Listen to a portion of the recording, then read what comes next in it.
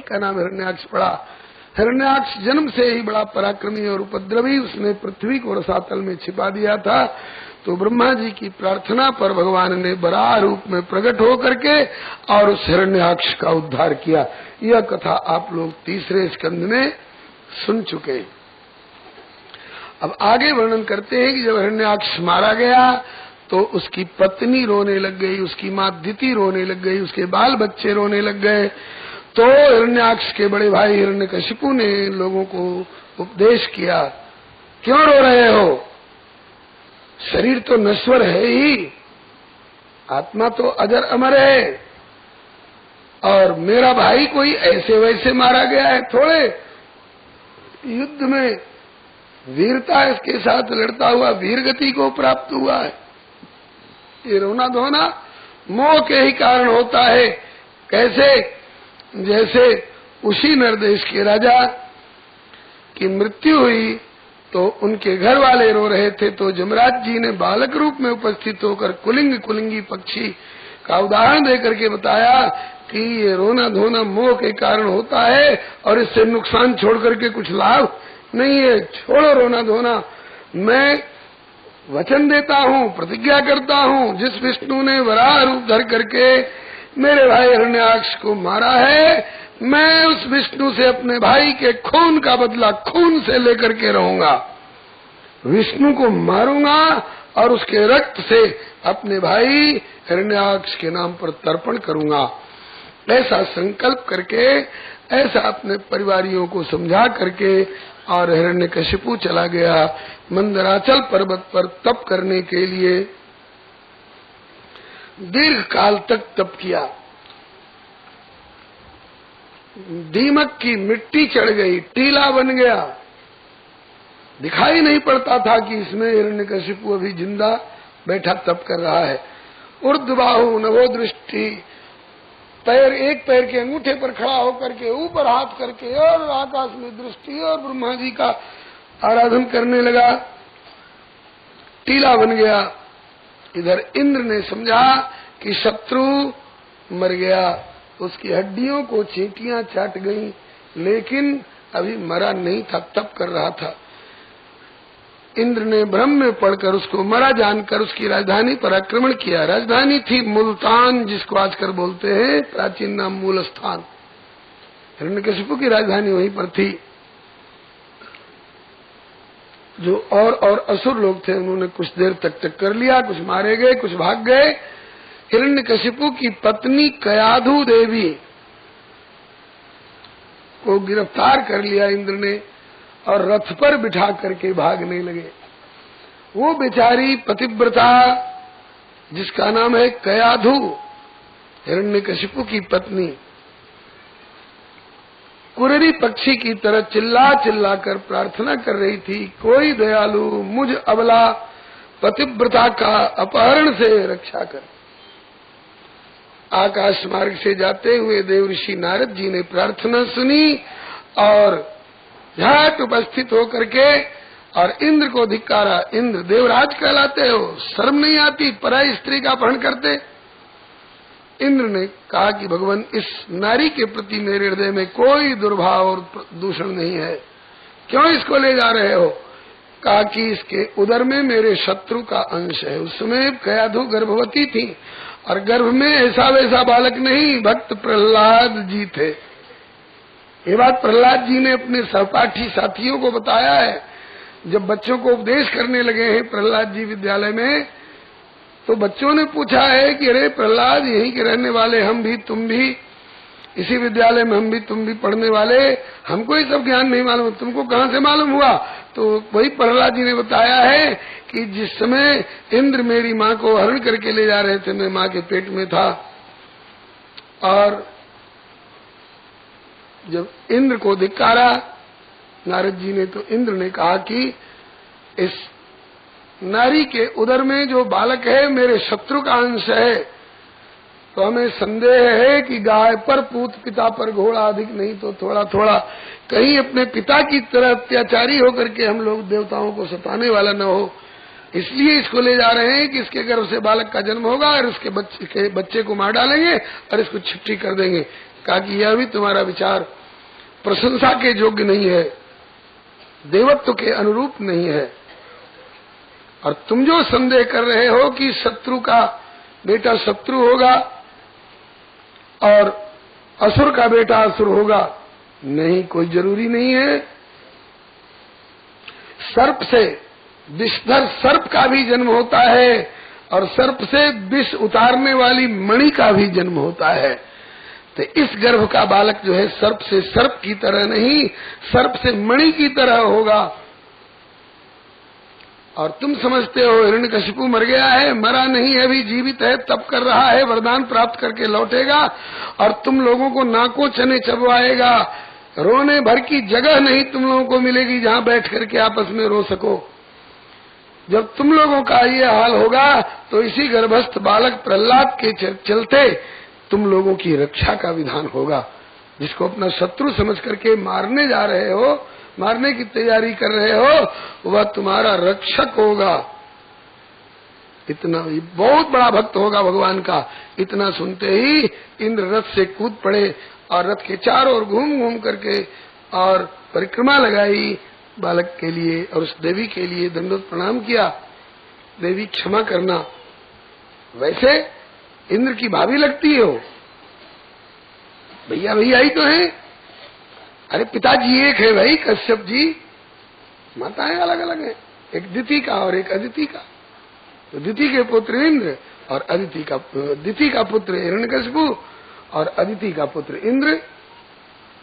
भौजाई लगती है, किसी दूसरे घर की स्त्री नहीं है।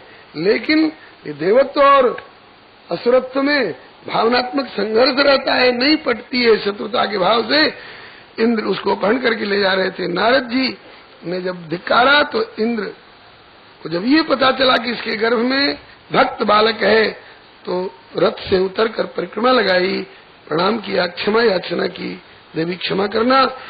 हे गर्भस्थ भक्तराज, शरीर से तो नहीं लेकिन मानसिक अपराध तुम्हारे प्रति कर चुका हूं, तुम्हें मारने की योजना सोच करके मेरे अपराध को क्षमा करना। नारद जी से आज्ञा मांगी, अब क्या करना चाहिए। कहा कि इसको उतारो, तुम अपना रास्ता लो। इंद्र चले गए, कयाधु को उतार लिया नारद जी ने और आश्वासन दिया, बेटी चिंता मत करो, जब तक तुम्हारा पति तपस्या से लौट करके नहीं आता है तब तक तुम मेरे आश्रम में सुरक्षित रहोगी।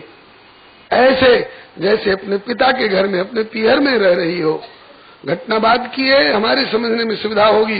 जैसे गर्भावस्था में श्री जानकी जी महर्षि वाल्मीकि के आश्रम में रही हैं, इसी प्रकार से गर्भावस्था में देवी कयाधु प्रहलाद की माता भगवान नारद जी के आश्रम पर रही हैं। इससे लगता है, गुरुदेव कहा करते थे कि उस समय तक अभी दक्ष प्रजापति का श्राप नहीं लगा रहा होगा, इसलिए नारद जी दर दर भटकने वाली स्थिति में नहीं, कहीं कुटिया बना के रहते होंगे। नारद जी की कुटिया कहाँ थी? ब्रजवासी दावा करते हैं गिरिराज गोवर्धन की परिक्रमा में कुसुम सरोवर के ठीक सामने नारद कुंड, नारद कुटी, नारद कुंड नाम का स्थान है, वहीं पर नारद जी की कुटिया थी।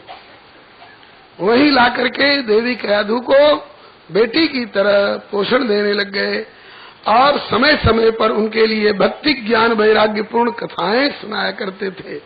क्योंकि नियम है कि गर्भवती गर्भावस्था में जो भी आंखों से देखेगी, जो भी कानों से सुनेगी, जो भी वाणी से बोलेगी, रसना से चखेगी, त्वचा से स्पर्श करेगी, उसका सीधा प्रभाव उस गर्भस्थ बालक पर पड़ेगा।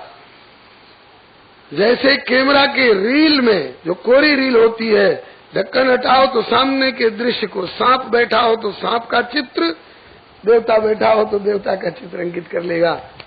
टेप रिकॉर्डर के सामने मशीन चल रही हो तो जो भी बोलिए उसको वही वह उसी को अंकित कर लेगा। इसी तरह से गर्भस्थ बालक कैमरे की कोरी रील के समान होता है। माताओं के आंखों के मार्ग से, कान के मार्ग से, रसना के मार्ग से जो भी संस्कार भीतर जाता है उसकी छाप उस बालक पर पड़ती है। आप लोगों ने सुना होगा अभिमन्यु ने अपनी माता सुभद्रा के उदर में रह करके ही अर्जुन के द्वारा, अपने पिता के द्वारा वर्णित चक्रव्यूह भेदन की प्रक्रिया सीखी थी। हमें ध्यान है, किसी के घर में बचपन की बात है, किसी के घर में सर्प निकला, लोगों ने सर्प का मुंह तोड़ दिया और बाहर फेंक दिया। वो सर्प छटपटा करके ऐंठ ऐंठ करके और गिर रहा है, मर रहा है। कोई गर्भवती औरत दौड़ी देखने के लिए, क्या हुआ, क्या है, क्या है। बूढ़ी दादी ने मना कर दिया, बेटी अभी तू गर्भावस्था में है, मत जा उस दृश्य को देखने के लिए, नहीं तो जैसे वो सांप ऐंठ ऐंठ कर छटपटा छटपटा कर गिर रहा है, ये प्रभाव तेरे बालक के ऊपर पड़ेगा, तेरे बच्चे को मिर्गी का रोग होगा। गर्भावस्था में बहुत सावधानी से रहना चाहिए। अगर माताएं चाहती हैं कि मेरा बच्चा भक्त हो, तो गर्भावस्था में भक्तों का चित्र घर में रखें। ध्रुव जी का, प्रहलाद जी का, श्री मीरा जी का, श्री सूरदास जी का, श्री तुलसीदास जी का, श्री चैतन्य महाप्रभु जी का, श्री भगवान निम्बारकाचार्य, श्री वल्लभाचार्य महाप्रभु जी का, इनका चरित्र पढ़ें, जरूर भक्त बालक होगा। वीर पुत्र चाहते हैं तो अर्जुन, अभिमन्यु, गुरु गोविंद सिंह, महाराणा प्रताप, छत्रपति शिवाजी का चित्र घर में रखें, इनका चरित्र पढ़ें, जरूर वीर बालक होगा, राष्ट्र प्रेमी। जननी जने तो भक्त जन कह दाता कह सूर, नहीं तो अच्छी बांझ रहो क्यों व्यर्थ गुमावत नूर। तो नारद जी ने गर्भस्थ बालक को लक्ष्य करके और देवी कयाधु को भक्ति ज्ञान वैराग्य पूर्ण सुंदर सुंदर उपदेश पर कथाएं सुनाने लग गए। इसकी बड़ी गहरी छाप बालक पर पड़ी। उधर हिरण्यकशिपु की तपस्या पूरी हुई, इतना तेज फैला, लगता था कि देवता लोग दग्ध हो जाएंगे, त्राय त्राय करने लग गए। ब्रह्मा जी ने जाकर के और अपने कमंडलू के जल ढाल करके उस टीले की मिट्टी को धो दिया, और यद्यपि अस्थि मात्र शरीर उसे रह गया था तपस्या के कारण, लेकिन ब्रह्मा जी की दृष्टि पड़ते ही, रचना के अधिष्ठाता हैं, उनकी दृष्टि पड़ते ही ऐसा उसका शरीर हो गया जैसे आज ही घर से लौट आकर के तपस्या में लगा है। हृष्ट पुष्ट तनु भय सुहाए, मानव वही भवनते आए। ब्रह्मा जी ने कहा, उत्तिष्ठ उत्तिष्ठ भद्रम ते तपस्सिद्धो काश्यप वरदो हमनुप्राप्तो वृताम इप्सितो वरः। हे कश्यप नंदन, उठो, तुम्हारा तप पूरा हुआ, वर देने के लिए मैं ब्रह्मा तुम्हारे सामने उपस्थित हूँ। वर मांगो, यह ख्याल रखना ये मृत्यु लोक है, अमरता का वरदान तो दूंगा नहीं, और जो तेरी इच्छा हो सो मांग। हिरण्यकशिपु ने घुमा फिरा कर कहा कि सीधे नहीं तो द्राविड़ प्राणायाम की तरह घुमा करके नाक पकड़ूंगा। अमरता तो चाहता ही था कि हम सबको मार सके और हमको कोई न मार सके, लेकिन ब्रह्मा जी ने प्रतिबंध लगा दिया कि मृत्यु लोक है, अमरता का वरदान दूंगा नहीं, और जो तेरी इच्छा हो सो मांग। तो उसने मांगा, यदि दास्यस्य अभिमतान् वरान् मे वरदोत्तम भूतेभ्यस्त्वद् विशिष्टेभ्यो मृत्युर्माभून् मम प्रभो नान्तर बहिर्दिवा नक्तमन्यस्मादिपचायुधैः न भूमौ नाम्बरे मृत्युर्न नरैर्न न मृगैरपि। हे वरदानियों में श्रेष्ठ ब्रह्मा जी, यदि मुझे वरदान देना चाहते हैं तो मुझको यही वरदान दीजिए कि न मनुष्य से मरूं, न पशु से मरूं, न आपके रचे हुए किसी प्राणी से मरूं, न दिन में मरूं, न रात में मरूं, न घर के भीतर मरूं, न बाहर मरूं, न धरती पर मरूं, न आकाश में मरूं, न रोग से मरूं, न हथियार से मरूं। ऐसे ऐसे वरदान मांगे। और ब्रह्मा जी ने कहा कि वत्स, ये वरदान बड़े दुर्लभ हैं, फिर भी चलो मैंने तुमको वरदान दिया। जब वरदान पा गया उसके बाद बड़ा भारी उद्दंड हो करके, और महाराज भगवान विष्णु का द्रोही तो था ही, और वर पा गया, जी पा गया, ब्रह्मा भी चक्कर खा गया, दिन में मरूं नहीं रात में, नहीं रोग प्रविशे गात में, नहीं धरणी पे न आकाश में, नहीं मरूं 12 मास में, और ढिंडोरा पिटवा दिया मेरे राज्य भर में, ये सारे भूमंडल पर, सारे ब्रह्मांड पर मेरा शासन है। मेरे राज्य काल में मेरे सामने कोई दूसरे भगवान की चर्चा नहीं कर सकता है, मैं ही भगवान हूँ। और विष्णु के जो समर्थक हैं उनको मारो। धर्म से विरोध करने लगा, क्योंकि विष्णु के समर्थक देवता लोग हैं, देवताओं के समर्थक ब्राह्मण लोग हैं, ब्राह्मणों के समर्थक वेद हैं, और गौओं के घृत से हवन इत्यादि होता है जिससे देवताओं का बलवर्धन होता है। ये सबकी जड़ काटो। नारायण का नाम निशान मिटा दूंगा दुनिया से, ऐसा संकल्प उसने किया। लेकिन भगवान की भी अद्भुत लीला, कहा कि ठीक है, तू नारायण का नाम दुनिया से मिटा, और नारायण तेरे घर में अपने नाम की जड़ जमा रहे हैं।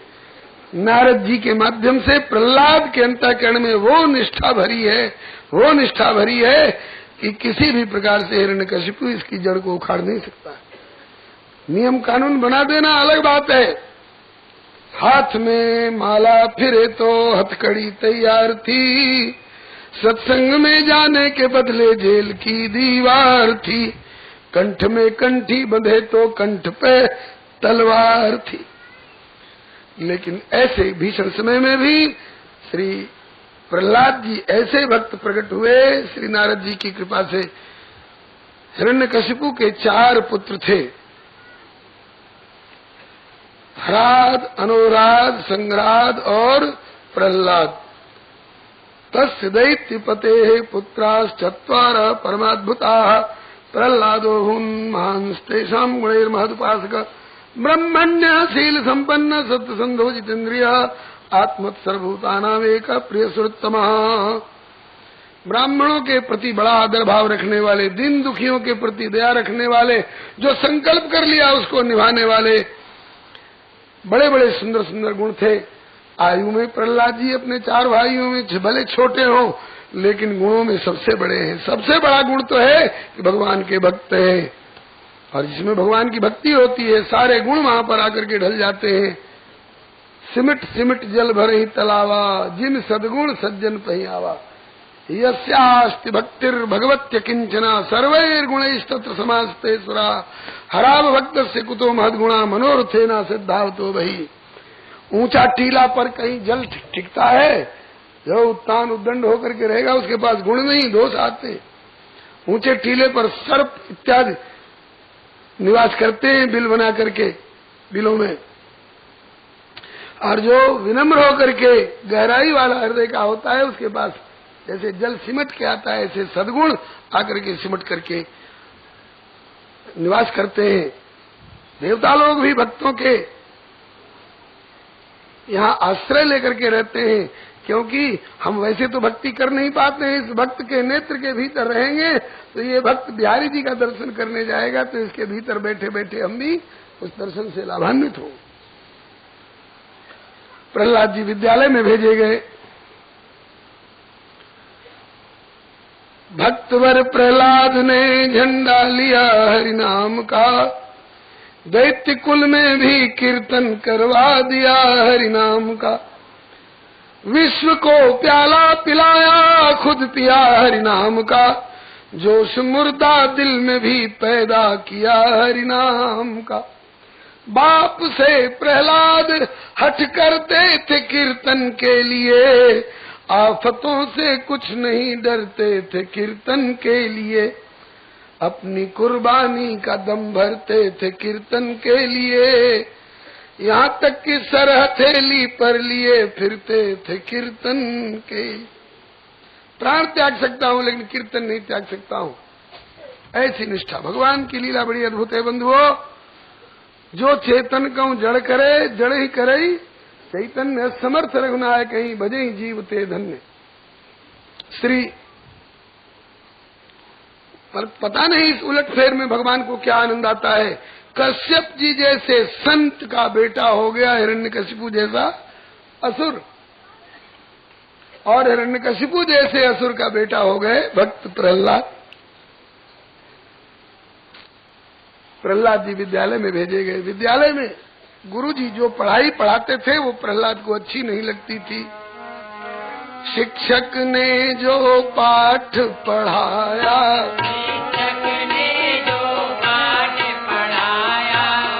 सब में अपना और पराया,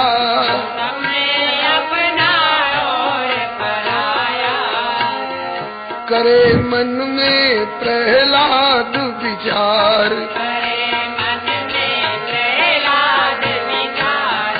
कि ऐसी शिक्षा में क्या सार, अविद्या का ही जहाँ प्रचार, अविद्या का ही जहाँ प्रचार। प्रहलाद जी सोचते थे कि अरे गुरु कहलाते हैं, कहते हैं कि हम तुम्हें विद्या दे रहे हैं, और विद्या दे रहे हैं कि विद्या के नाम पर हमारे भीतर अविद्या का संचार कर रहे हैं। अविद्या किसको कहते हैं और विद्या किसको कहते हैं, अंतर है। पहले अविद्या की बात सुनिए। विद्या पढ़ी करता फिरे औरन को अपमान, तो नारायण विद्या नहीं ताई अविद्या जान। काम क्रोध मद लोभ को जब लगी घट में स्थान, क्या पंडित क्या मूर्खा दोनों एक समान। ये तो अविद्या की बात रही। विद्या किसको कहते हैं, बोले कि विद्या तो सांची वही जो प्रभु को दे परिचय, तेरी मेरी भूल के और प्रभु में जगत लखाए। विद्या वह है जिसके प्रभाव से जगे प्रीति हरि नाम रूप और लीला धाम की, जगे प्रीति हरि नाम रूप और साची करी भक्त प्रहलाद पढ़ाई राम नाम की, साची करी भक्त प्रहलाद पढ़ाई राम नाम की। ये मैं मेरा तू तेरा अपना पराया भेदभाव लड़ाई झगड़ा राजनीति कूटनीति ये सब पढ़ाते हैं और कहते हैं कि हम विद्या दे रहे हैं। अब देखिए गुरुजी जो पढ़ाते हैं उसमें और प्रहलाद जो पढ़ना चाहते हैं उसमें क्या अंतर है। गुरुजी जो पढ़ाते हैं वो प्रहलाद को पसंद नहीं, और जो प्रहलाद पढ़ना चाहते हैं वो गुरुजी को पढ़ाने की हिम्मत नहीं। दोनों में अंतर क्या है। वर्णमाला बोध के लिए गुरुजी ने पढ़ाया ककड़ी वाला ख, खरबूजा वाला ख और गधा वाला ग, गुरुजी का खगा।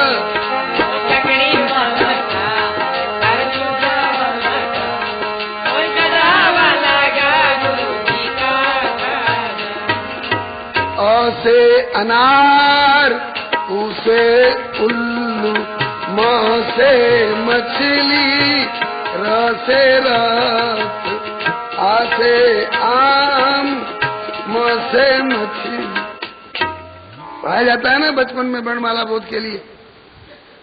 प्रहलाद जी ने कहा कि गुरुजी ये क्या पढ़ा रहे हो, ये पढ़ाई मुझे नहीं पढ़नी है।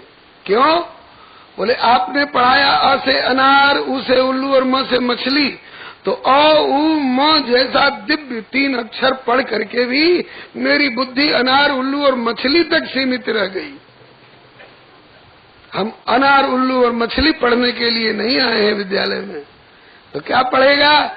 बोले कि हमारे गुरु नारद बाबा ने अपने भागवत विद्यालय में हमको पढ़ाया है अ से अनार नहीं, अ से अनंत अविनाशी विष्णु भगवान, और आप कहते हैं उ से उल्लू, और नारद बाबा ने पढ़ाया है उ से उमापति महादेव। आपने म से मछली पढ़ाया और उन्होंने मकारार्थो जीव तदुपकरणम वैष्णविदम पढ़ाया। अकारार्थो विष्णु जगदुदय रक्षा प्रलय कृन, मकारार्थो जीव तदुपकरणम वैष्णवमिदम। उकारो नन्यारम नियमयति संबंधमनयो, त्रयी सारस्त्रयात्मा प्रणव इममर्थम समदिशत। आपके अउम को पढ़ करके मैं अनार उल्लू मछली तक सीमित रह जाऊंगा, और नारद बाबा के अनुसार अउम का अर्थ ब्रह्मा विष्णु महेश पढ़ करके विधि हरिहर में वेद प्राण सो ओम इत्येकाक्षरम ब्रह्म व्यारन मामनुस्मरण यप्रयाति हयाति परमाम गति। आपने र से रथ पढ़ाया, आ से आम पढ़ाया, म से मछली पढ़ाया, और नारद बाबा ने कहा है रकारार्थो रामा, रकारो रामचंद्र स्यात्, मकारो लक्ष्मण स्वराट, और दोनों के बीच का जो आ है, आ से आम नहीं, आचार्य स्वरूपा श्री संप्रदाय की आचार्य स्वरूपा उभय बीच सी सोहति कैसे ब्रह्म जीव बीच माया जैसे। गुरु जी का कलेजा कांप गया। कहीं हिरण्यकशिपु को खबर पड़ गई कि हमारे राज्य की आसुरी विद्यालय में राम नाम की और ब्रह्मा विष्णु महेश के नाम की पढ़ाई हो रही है, तो प्रहलाद का कुछ बिगड़े चाहे न बिगड़े, मेरी नौकरी जाएगी सो जाएगी, मेरी गर्दन भी जा सकती है। इसलिए गुरुजी ने दौड़कर जाकर हिरण्यकशिपु के पास शिकायत की, देखो महाराज हम कुछ पढ़ाते हैं, आपका बच्चा कुछ पढ़ता है, ताकि बुलाओ। तो हिरण्यकशिपु हर्षित एक बारा, हिरण्यकशिपु हर्षित एक बारा, ले गोदी निज लाल दुलारा, ले गोदी निज लाल दुलारा, प्यार से पूछा सर सहलाए, प्यार से पूछा सर सहलाए, कि पढ़ा जो विद्यालय में जाए, पढ़ा जो विद्यालय में जाए, वही सर्वोत्तम बात बताए, वही सर्वोत्तम बात बताए। एकदा सुरराट पुत्र मंकमारोप्य पांडव पप्रच्छ कथ्यताम वत्स मन्यते साधु यद भवान। गोदी में प्रहलाद को लेकर के हिरण्यकशिपु पूछने लगा, बेटा प्रहलाद, हाँ पिताजी, कहा कि आज तक तुमने जो कुछ पढ़ा है उसमें से सबसे अच्छी बात क्या लगी है, सुना। तो प्रथम बार के इस प्रश्न पर प्रहलाद जी ने उत्तर दिया, तत्साधु मन्ये सुरवर्ज देहिनाम सदा समुद्विग्न धियाम सद्ग्रहात् हित्वात्मपातम गृहमंधकूपम वनम गतो यद हरिमाश्रयेत। क्या मतलब? भरी आह्लाद कहे भक्त प्रहलाद, सुनो तात सत्य बात मोहि अति जो सुहाइए। दुख को स्वरूप गृह महाअंधकूप, जामे तेरी मेरी करी व्यर्थ जीवन बिताइए। पाके नरतन नहीं करे जो जतन, होवे आत्म पतन जासो पाछे पछताइए। इसलिए ऐसो गृह त्यागी जावे जंगल को भागी, प्रभु पद अनुरागी जन्म सफल बनाइए। जिस घर में केवल मैं मेरा तू तेरा अपना पराया, भेदभाव लड़ाई झगड़ा राजनीति कूटनीति इनकलाब जिंदाबाद, जो हमसे टकराएगा चूर चूर हो जाएगा, शराब कबाब क्रोध हिंसा हत्या इत्यादि में समय बीतता हो, वह घर अंधकूप के समान है, आत्मा का पतन कराने वाला। ऐसे घर का परित्याग करके जंगल में जाकर सत्पुरुषों के माध्यम से भगवत चरणाश्रय लेकर के भगवान का भजन भक्ति करके मानव जीवन को सफल बना लेना, यही सबसे अच्छी पढ़ाई है। क्या प्रत्येक घर को छोड़ने की बात कर रहे हैं? नहीं। नंद बाबा जैसा घर हो, दशरथ जी जैसा घर हो, तो उस घर को त्यागने की जरूरत नहीं है। जिस घर में श्री ऋषभ देव जी सरीखे पिता हो, कपिल देव जी सरीखे पुत्र हो, मदालसा सरीखी माता हो, विदुर सरीखे भाई हो, अम्बरीश सरीखे पति हो, पृथु सरीखे राजा हो, द्रौपदी सरीखी पत्नी हो, वहां तो घर बैठे भगवान को आना पड़ेगा जी। ऐसे घर तो वैकुंठ के समान है, ऐसे घर को त्यागने की बात नहीं है। घर त्यागने की बात उस घर की है जहाँ ताड़का सरीखी चाची हो, होलिका सरीखी बुआ हो, शूर्पणखा सरीखी बहन हो, रावण सरीखा भाई हो, कंस और धुंधकारी सरीखा बेटा हो। ऐसे घर का अवश्य परित्याग कर देना चाहिए, ये तात्पर्य है। बड़ा भारी नाराज हुआ हिरण्यकशिपु, है मैं नारायण का नाम दुनिया से मिटाने पर तुला हुआ हूं, और ये विष्णु की भक्ति करने की बात कर रहा है। सुन बातें रिप पक्ष की उपजा मन में क्रोध, लेकिन बिहसा बहुर विचार के बालक निरा अबोध। एक बार तो क्रोध में भरा, बच्चे की बात सुनकर के शत्रु पक्ष की बात कर रहा, लेकिन फिर हंस गया, अरे बच्चा है, इसका क्या दोष, कोई बका गया है, पता लगाओ कौन सिखाए गयो ऐसी बातें बेकाम की। कौन सिखाए गयो ऐसी बातें बेकाम की। साची करी भक्त प्रहलाद पढ़ाई राम नाम की।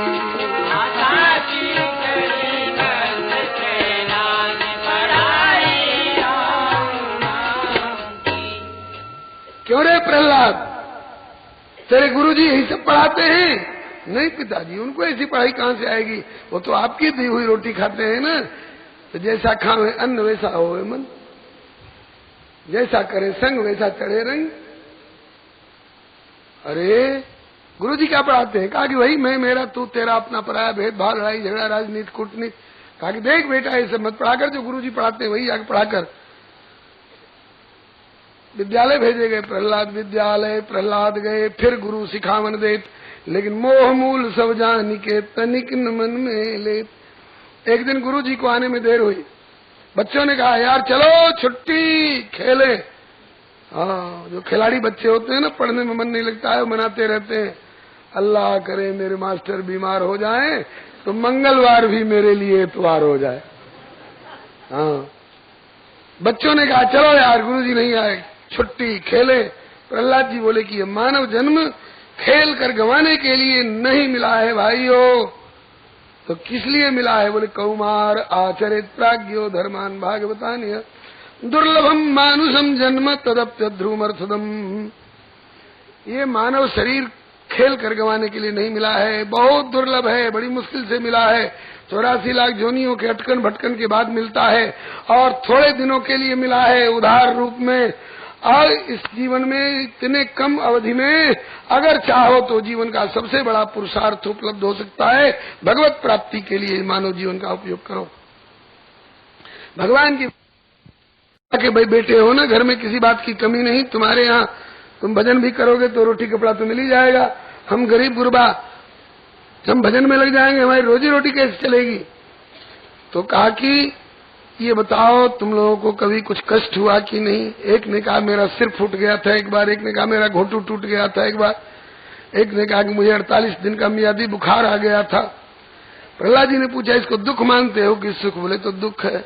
प्रहलाद जी ने कहा ईमानदारी से बताओ इन दुखों को पाने के लिए तुम लोगों ने कौन कौन सी कोशिश करी थी? कहा कि पगले दुख पाने के लिए कोशिश कौन करता है?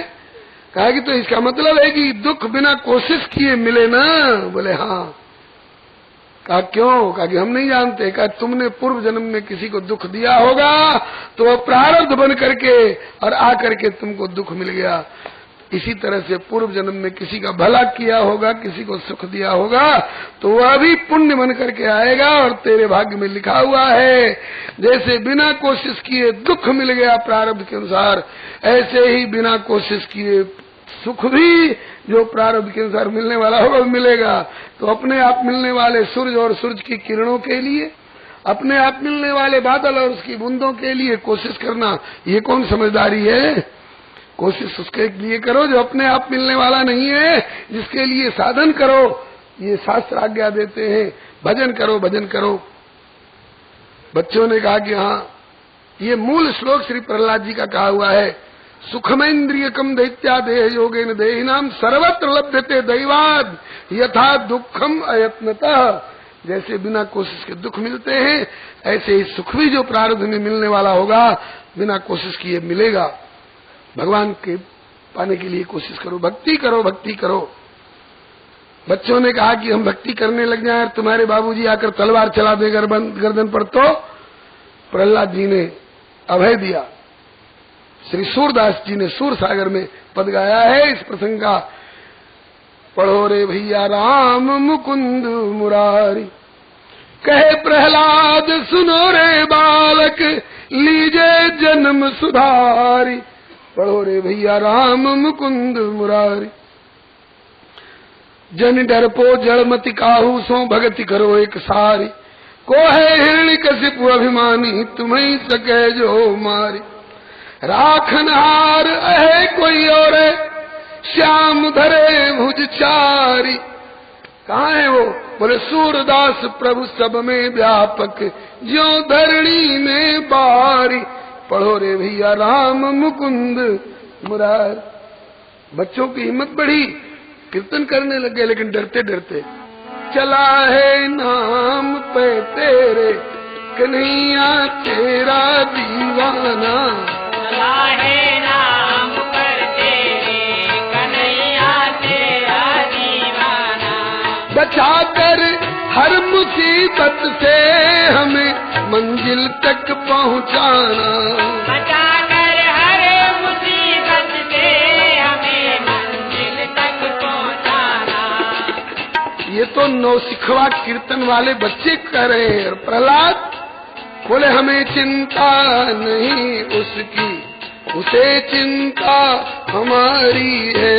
हमें चिंता नहीं उसकी, उसे चिंता हमारी है। हमारी नाव का मालिक सुदर्शन चक्रधारी है। हमारी नाव का मालिक सुदर्शन चक्रधारी है। डरो मत सहपाठियों, मित्रों, डरो मत, निर्भीक होकर कीर्तन करो, भगवान रक्षा का विधान करेगा। क्यों कि हरदम भक्तन ऊपर प्रभु जी की नजरिया घूमे ले। हरदम भक्तन ऊपर प्रभु जी की नजरिया घूमे ले। भक्तों के ऊपर भगवान की कृपा दृष्टि बराबर घूमती रहती है। प्रमाण प्रहलाद जी कहते हैं कि मैंने देखा है अपने गांव के कुम्हार कुम्हारिन के आवा में, जिस कुम्हार आवा के भीतर बर्तन पक गए कच्चा। जिस कुम्हार आवा के भीतर बर्तन पक गए कच्चा। उसी आवा हाड़ी के अंदर बच गए बिल्ली के बच्चा। उसी हवा हाड़ी के अंदर बच गए बिल्ली के बच्चा। प्रहलाद जी कहते हैं कि मैंने राम नाम के प्रभाव से, भक्तिपूर्ण प्रार्थना के प्रभाव से मैंने अपनी आंखों से देखा था कि जरते आवाओं पर कुम्हरा के बिलरिया घूमे ले। जरते आवाओं पर कुम्हरा के बिलरिया घूमे ले। हरदम भगतन पर प्रभु जी की नजरिया घूमे ले। हरदम भक्तन ऊपर प्रभु जी की नजरिया घूमे ले। बच्चों का उत्साह इतना बढ़ गया, निर्भीक होकर कीर्तन करने लग गए। हरे राम राम राम हरे हरे। हरे राम बोलिए, सब बोलिए।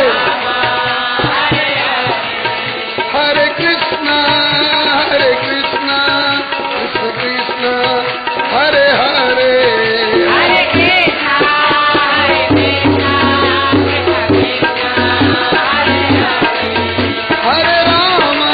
हरे राम राम राम हरे हरे। हरे राम राम हरे हरे। हरे कृष्ण कृष्ण कृष्ण हरे हरे। हरे कृष्णा कृष्ण हरे हरे। इतने में आ गए गुरुजी। गुरुजी ने देखा कि विद्यालय नहीं रहा है तो संकीर्तन भवन बन गया। वेद फटकारे, खबरदार चुप हो जाओ। कोई चुप होने को तैयार नहीं। गुरुजी ने सोचा कि मेरी गर्दन जाएगी, धीरे से भागे वहां और जाकर के हिरण्यकशिपु से कहा, देखो महाराज, तुम्हारा बच्चा स्वयं बिगड़ा सो बिगड़ा, तुम्हारे खिलाफ सारे विद्यार्थियों को बिगाड़ रहा है। हिरण्यकशिपु ने कहा कि बुलाओ मेरे सामने उसको। पुण्य एक दिवस प्रथम की नाई, पुण्य एक दिवस प्रथम की नाई। कहत असुर पति सुतहि बुलाई। ऐसे असुर पुत्र बुलाई। बता मेरे प्यारे राजकुमार, बता मेरे प्यारे राजकुमार। सभी शिक्षाओं का जो सार, सभी शिक्षाओं का जो सार। कहे प्रहलाद हरि उर्धार। कहे प्रहलाद हरि उर्धार। दूसरी बार का प्रश्न हिरण्यकशिपु ऊंचे सिंहासन पर बैठकर गोदी में लेकर प्रहलाद से पूछ रहा है, बेटा प्रहलाद, हाँ पिताजी, सबसे उत्तम अध्ययन जो कुछ आज तक तुमने पढ़ा उसमें सबसे अच्छी बात बता। दूसरी बार प्रहलाद जी ने उत्तर दिया, श्रवणम कीर्तनम विष्णु स्मरणम पाद सेवनम अर्चनम वंदनम दास्यम सख्यम आत्मनिवेदनम इति पुंसार्पिता विष्णु भक्तिश्चेन नवलक्षणा क्रियते भगवत्यद्धा तन्मन्ये अधीतमुत्तमम। पिताजी, जिस प्रभु ने सूरज चांद की रोशनी दी है, श्वास लेने के लिए प्राण संजीवनी वायु, पीने के लिए जल, रहने के लिए धरती, इतना सुंदर शरीर दिया है, उस परमात्मा को कभी भूलना नहीं चाहिए। उनके नाम और गुणों का सदा श्रवण करो, कीर्तन करो, स्मरण करो, उनकी सेवा करो, पूजा करो, अर्चन बंधन दास सख्यात्म निवेदन, ये क्रियात्मिका और भावात्मिका दोनों तरह से उनकी भक्ति करके मानव जीवन को सफल कर लो। ये नवधा भक्ति है। इन हरि की नवधा भक्ति में जो लगे वही विद्वान, और नहीं तो भक्ति रहित विद्वान भी लागे मृतक समान। अब तो हुई जलन सुत मुख सुन चर्चा हरि गुण ग्राम की।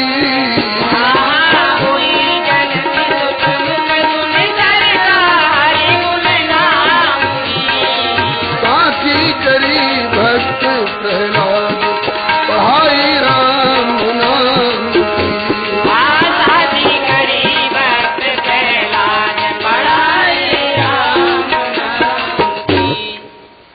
क्रोध के मारे एकदम जल उठा, लेकिन बेटे पर नहीं, गुरुजी पर, शिक्षक पर संदेह बढ़ायो। तुमने ही मेरो सुत बहकायो, नमक हरामो, कृतघ्नो, वेतन हमसे लेते हो और हमारे शत्रु से मिले हुए हो, हमारे शत्रु के पक्ष की पढ़ाई पढ़ाते हो। अब गुरुजी कहाँ पे? हुजूर हमने ऐसा नहीं पढ़ाया।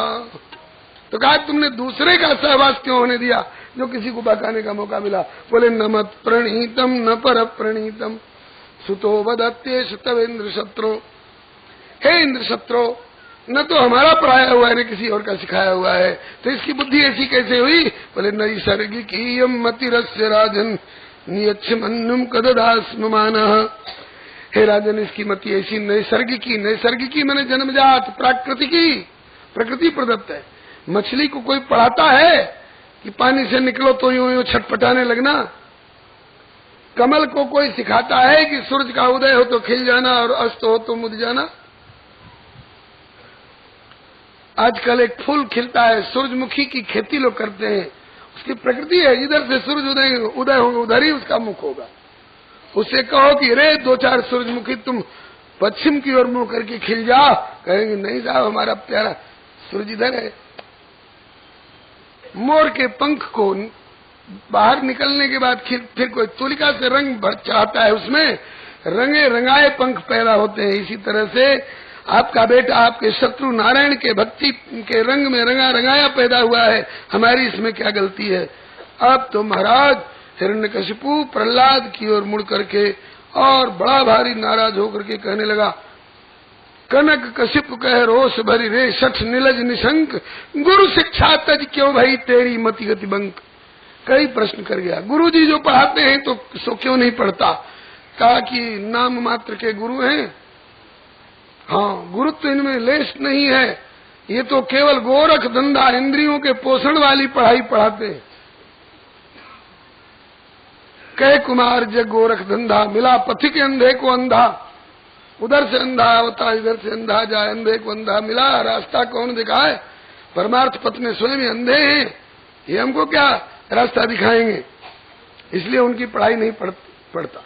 कहा कि नोचेत गुरुमुखी हमते तो कुदो भद्रा सतीमती, गुरुमुख की वाणी ये नहीं है तेरी पढ़ाई, तो ये कहां से ऐसी तुमको अभद्रा सतीमती मिली? प्रहलाद जी बोले वाह पिताजी वाह, हम कहते हैं कि किसी से द्वेष मत करो तो हमारी बुद्धि उल्टी हो गई, और आप कहते हैं उसको मारो उसको काटो तो आपकी बुद्धि सीधी हो गई।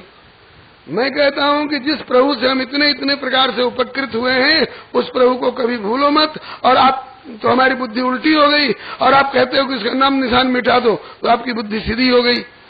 चलो आपकी परिभाषा के अनुसार मेरी बुद्धि उल्टी ही सही। ये जो प्रश्न है आपका कि ऐसी बुद्धि तुझको कहाँ से मिली, तो बोले कि नैषाम मत वधुरुक्रमांघ्रिम स्पृशत्य नर्था पगमो यदर्थ मही संपाद रजोभिषेकम निष्किंचनानाम न वृणीति जावत। ये सानी मति हरि भक्ति में मिले जत्न बस एक, होवे जब हरि भक्त के पद रज से अभिषेक। मति की रति गति भूति भलाई, जब जही जतन जहां जही पाई, सो जानब सत्संग प्रभाव। सत्संग से ही बुद्धि मिली है पिताजी। हिरण्यकशिपु ने कहा कि रे मेरे डर के मारे सूर्य, चंद्र, इंद्र, वरुण, कुबेर, ब्रह्मा, शिव थर कांपते हैं।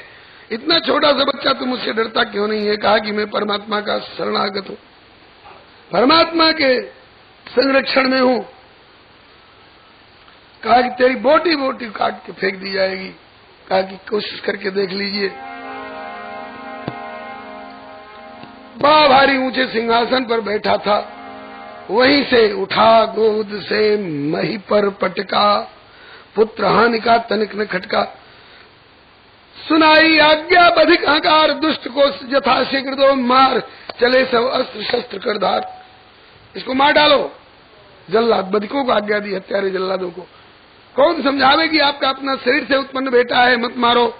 अगर कोई कहे भी तो ये कहता है, अरे मेरे शरीर से पैदा हुआ है तो क्या पुत्र नहीं है? मेरे शरीर से पैदा हुआ मुझको दुख देने वाला फोड़ा है, फोड़ा को पाला पोसा नहीं जाता है, चीर के बहवा दिया जाता है, इसको काट के फेंक दो।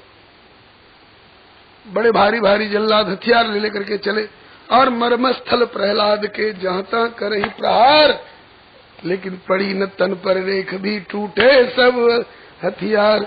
क्यों? कहा करे जन दुष्ट कृपा जब सुंदर श्याम की,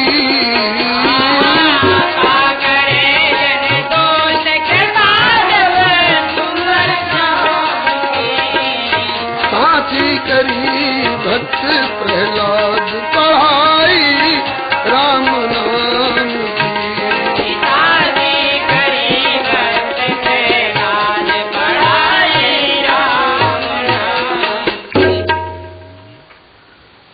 जल्लादों के हथियार टूट गए, प्रहलाद के शरीर पर खरोच भी नहीं आई। गोस्वामी जी विनय पत्रिका में कहते हैं, जो पै कृपा रघुपति कृपाल की, बैरे और के कहा सरे, होए न बाको बार भगत को, जो कोई कोटि उपाय करे। तके नीच जो नीच साधु की, सो पामर ते नीच मरे। वेद विदित प्रहलाद कथा सुन, को न भक्ति पथ पाँव धरे। हरियाणा के किसी प्रेमी ने गाया है, कोरे दाऊ जी के वर्तमान मंत श्री हरिदास जी गाया करते हैं कि अभिमानी अभिमान करे ते, बिना मौत के मर गए जी। पापी डूबे बीच धार में, राम भजनिया तर गए जी। अरे जिनने लीना नाम हरि का, वो तो नाम जगत में कर गए जी। पापी डूबे बीच धार में, राम भजनिया तर गए जी। बहुत बहुत तरह के उपाय किए गए प्रहलाद जी को मारने के लिए। भोजन में विष मिला करके दिया गया, हाथियों के पांव तले कुचलवाने की कोशिश की गई और बड़े बड़े पत्थर बांध करके समुद्र में डुबाने का प्रयास किया गया। सारे प्रयास निष्फल हुए। शुक्राचार्य के दोनों बेटे अध्यापक शंडामर्क ने मारण प्रयोग किया, काल कृत्या प्रकट की, कृत्या प्रकट कुमार पर कियो प्रहार त्रिशूल। भक्त खड़ा मुस्काए उर लगे आए जन फूल। समझ गई कृत्या यही दुष्ट है, बालक निर्दोष है। लय त्रिशूल से फेर चलायो, खंडामर कहीं मार गिरायो। और प्रहलाद जी ने कहा, हे प्रभु गुरु जी को जिलाओ, नहीं तो चेले बदनाम हो जाएंगे। यदि मैंने आज तक इन मारने वालों में भी आप ही का दर्शन किया हो, इनको जिला दो।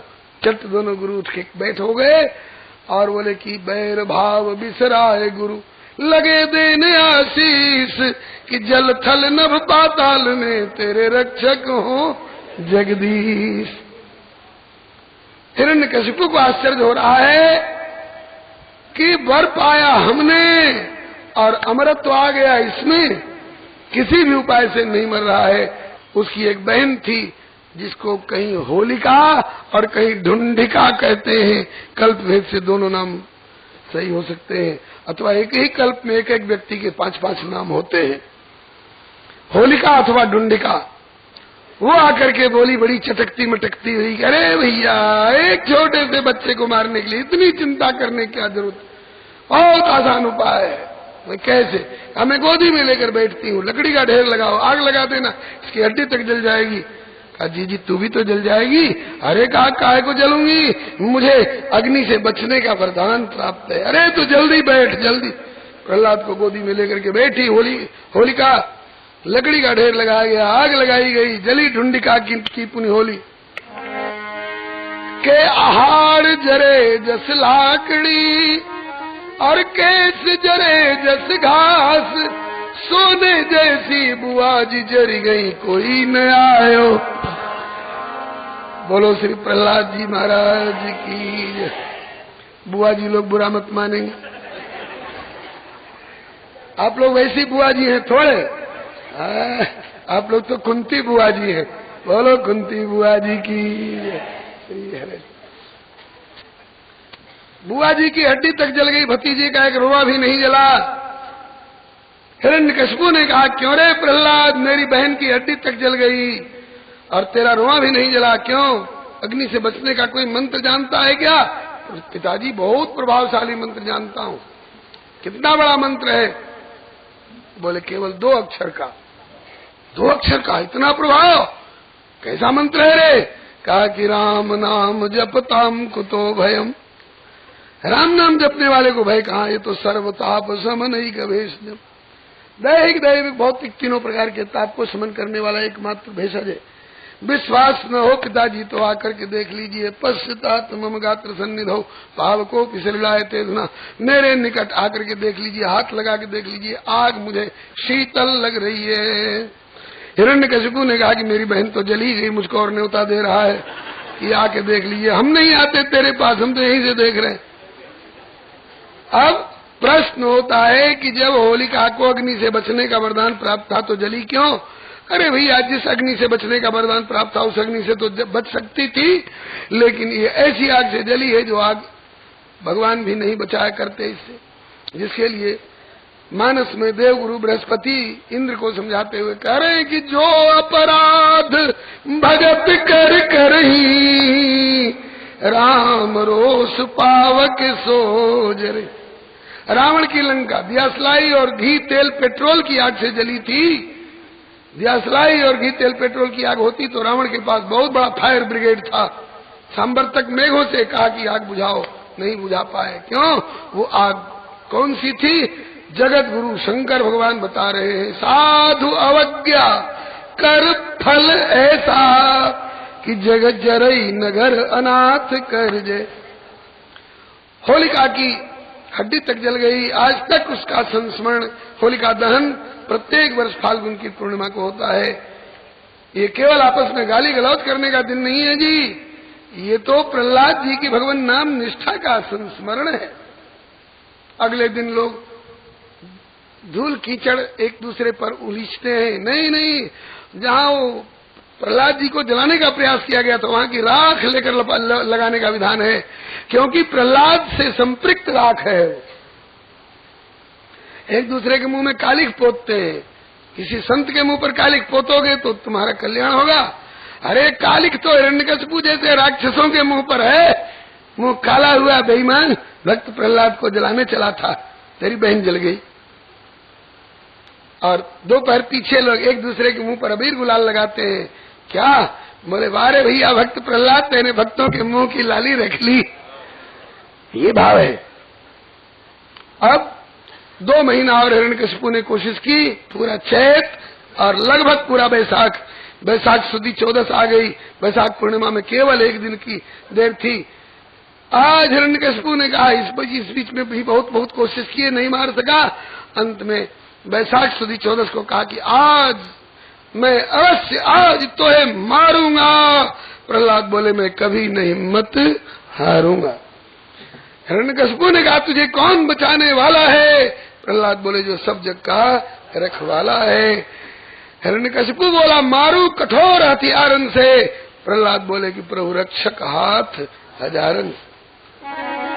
जिसका रक्षक श्री राम उसे कोई मार नहीं सकता।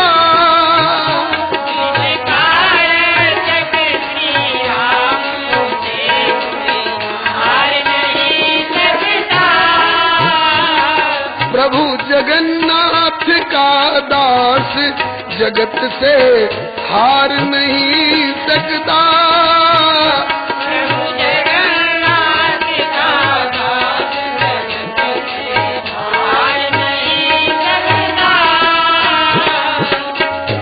सारा जग हो एक और, सारी ताकत अजमा ले। सारा जग हो एक और, सारी ताकत अजमा ले। चाहे जल में दे डुबा, चाहे अग्नि मां ही जला ले। चाहे जल में दे डुबा, चाहे अग्नि मां ही जला ले। जिसे राम बनाए उसको कोई बिगाड़ नहीं सकता। हाँ, जिसे राम बनाए कोई बिगाड़ नहीं सकता। हृदय राम का अटल भरोसा, राम नाम मुख बानी। राम का अटल भरोसा, राम नाम मुख बानी। सदगुरु कृपा सतत सिर पर, कर कमल अभय वरदानी। सदगुरु कृपा सतत सिर पर कर कमल अभय वरदानी।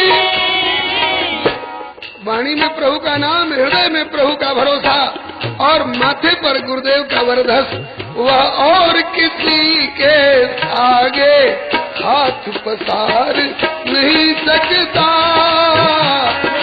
और किसी के आगे हाथ पसार नहीं सकता। हिरण्यकशिपु ने कहा कि मेरी तलवार का एक झटका तेरा सारा राम नाम का नशा उतार देगा।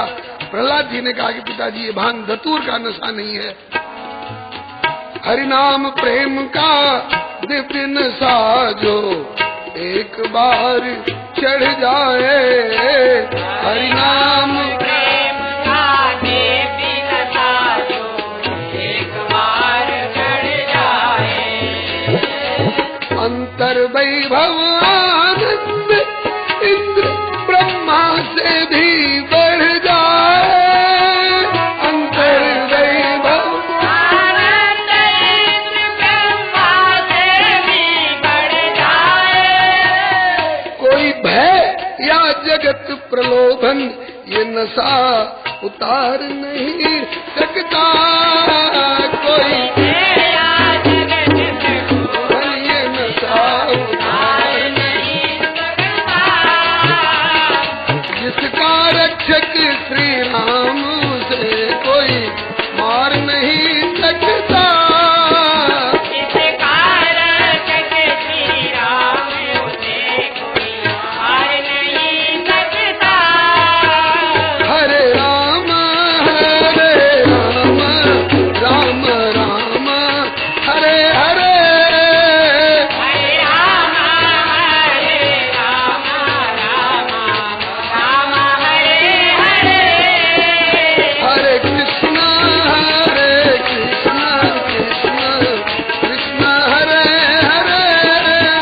हरे हरे कृष्णा कृष्णा कृष्णा हरे हरे। हिरण्यकशिपु गर्जा, यस्तया मंत्रहाद्योक्तो मदन्यो जगदीश्वर क्वासौ।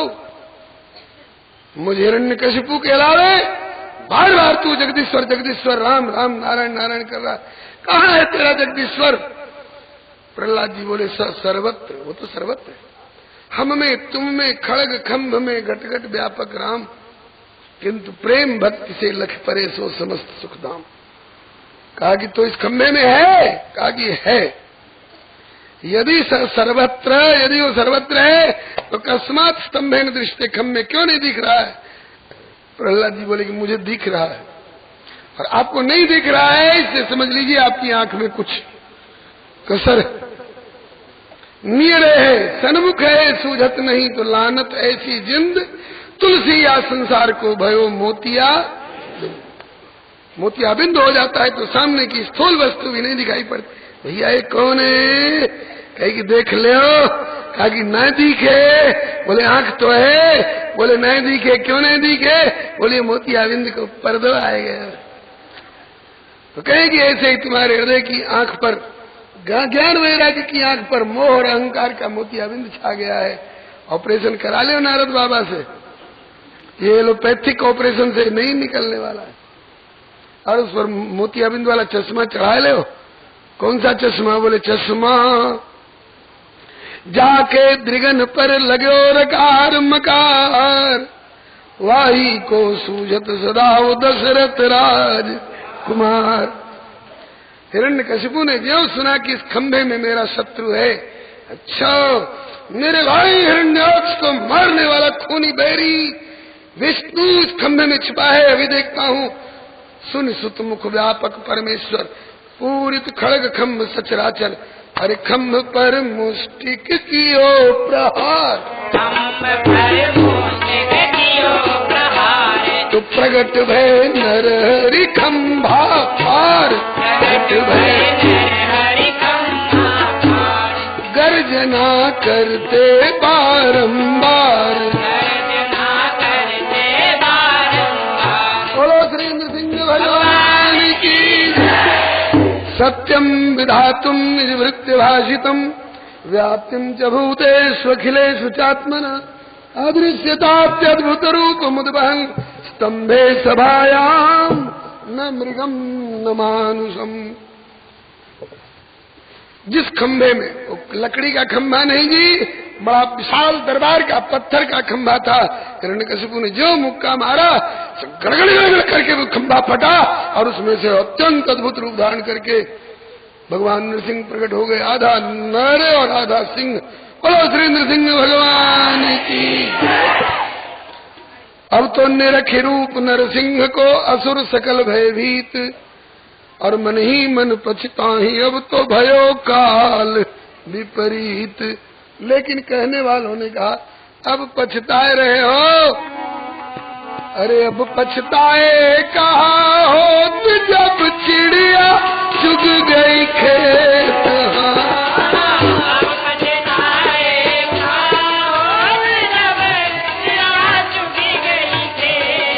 बन गए नारायण नरसिंह, भक्त प्रहलाद बचावन हेतु।